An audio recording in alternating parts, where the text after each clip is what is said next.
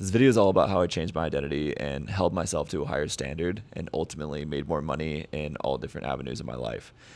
Beforehand, I was completely lacking self belief. I had zero clarity where I wanted to go in life, and I just quit my job of corporate sales and had $300 to my name. So I'm a painter, I'm an artist. I have been posting on social media since about 2017. It wasn't until 2024 where I started to go all in on my social media and start to post my creative journey.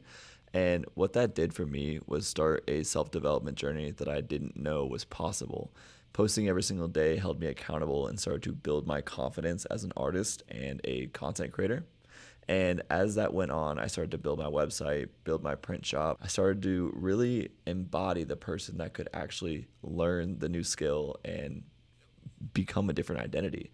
Because beforehand, I felt like I was a victim. I felt like everything was out to get me. I felt like I couldn't get ahead in life. So once I actually took the reins of what I could potentially do with myself, I started to make big improvements. I started to become a different version of myself. So after about 3 or 4 months of posting every single day, I got to about 7,700 followers after having 1,000 for no joke, like a whole decade. And in my mind, I thought my account was shadow banned. I felt like I couldn't budge on social media because I just didn't have a skill set for it, and I just wasn't that type of person. I didn't have the charisma, I didn't have the talent in order to build a huge following on social media. But boy, was I wrong, because every single month after that, it just kept going up and up because I started to become a different version of myself. I started to embody a new identity and leave the old versions of myself in the past and stopped reminding myself that I was some victim or somebody that just never like was always brutally average or something like that. I had this weird program thing in my mind from back when I was in like middle school that I was just somebody who was middle of the pack, someone who had to, join the rat race, something like that. So I got that new server job and it was pretty part-time. So I decided to just double down on what I knew best, which was content, and I knew that was going to be the highest leverage thing for me to do. The ability to trust myself grew, and I started to realize that I could literally do anything I put my mind to.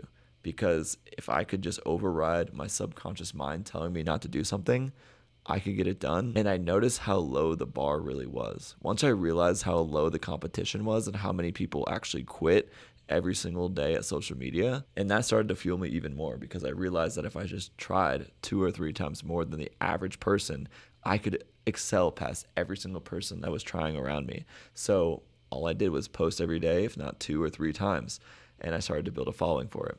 Once I realized I had a knack for marketing, I decided to go ahead and double down on that and start to teach other creative people how to build their personal brands and present themselves online.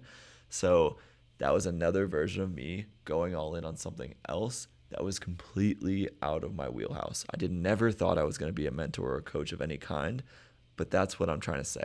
Every couple of months, do something that is going to make you wig out, something that's going to make your skin kind of crawl. So I kept doing that over and over. I would invest in new mentors that made me feel uncomfortable because of the investment, or made me feel uncomfortable because I was learning something new. And over time, in the last 2.5, 3 years, I've been doing that over and over. I just recently did that back in April because we moved away from our hometown. We are now Airbnb-ing around the country and making it work just purely online. I quit that server job after a few good months of painting sales and print drops. And as my coaching business scaled, I realized that the impact that I was making with these creators was far better than anything I did as a server or anything in the hospitality industry. So I've been doubling down on that over and over these last few months, these last few years. When you talk about identity and you're talking about the person that you want to become, it requires you to make a sacrifice. You need to sacrifice the old version of yourself that is lacking, the old version of yourself that believes that it's not possible for you because that person isn't serving you anymore.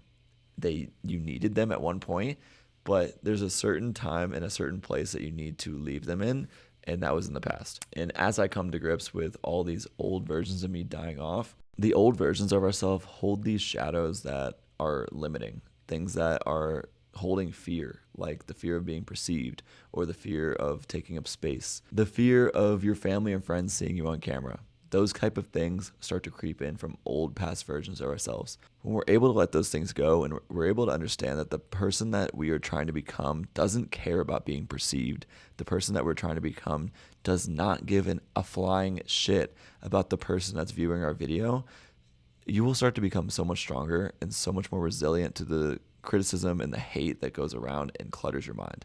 Back in 2021, I moved back in with my dad and I started to pick up a few things because I had super bad anxiety and crazy like OCD vibes. And I started to journal and meditate.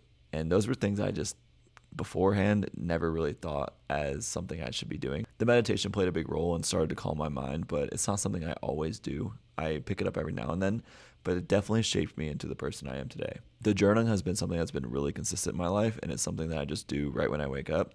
And it's really helped me become the new version of myself. I started to understand deeply about the person that I wanted to become and tried to leave the parts that maybe weren't serving me in the past, different habits, different patterns, different things that weren't serving me anymore. Something that I've heard recently is that you'll grow 10 times more by deleting the habit that you've kept in your life that's not serving you than adding 3 beneficial ones.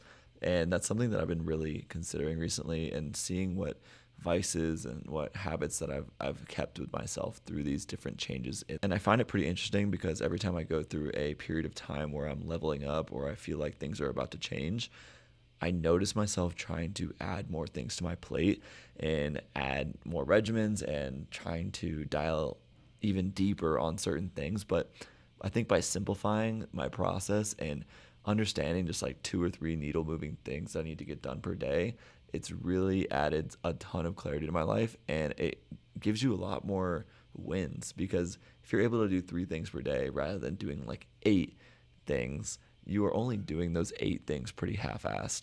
And if you can get those 3 things done, for me when I first started was painting once a day, posting 1 video per day, and moving my body once per day.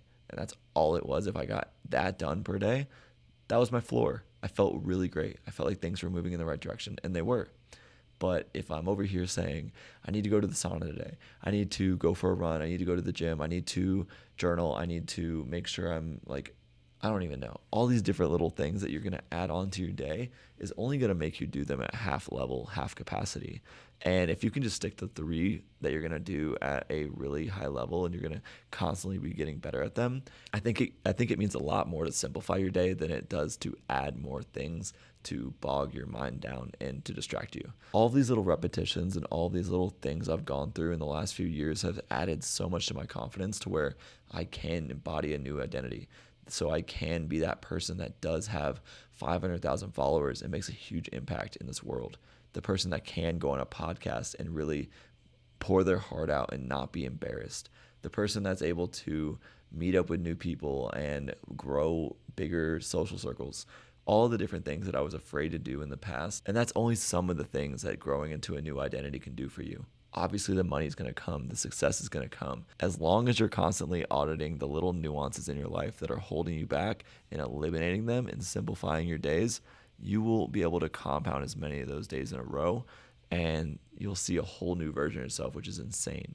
And it's something I've been really, really considering, the creative leader aspect and being a leader in your own life. You don't have to be a leader in someone else's life in order to be a leader, to be considered a leader. I think everybody is a leader in their own regard. And for me, I'm an artist, so I am a creative leader. I'm someone who needs to be responsible for the things that need to get done in my life, or else who else is going to do it? Who else is going to push me in that direction other than myself? I think as a creative person and an artist, I notice that the industry lacks like someone who is able to push you in the right direction. But when it comes to creative leadership, it's got to be ourselves that are going to push us to make that new painting, try that new project, post that video about your art, because it is that serious. Like, no one's going to do it for you. And I think it really is that serious because a lot of us will find a million different reasons to put off our creative outlet and try to find anything to fill that spot up. So becoming a creative leader in your life not only means just being accountable for doing the thing that makes you feel alive, but it's all about sculpting yourself into the identity that you want to become, because this world is limitless. And once you realize that, you are going to be unstoppable. I hope this helped, because these kind of principles have changed my entire life and given me the confidence to change my identity and change the world around me. So I hope this helped, and see you soon.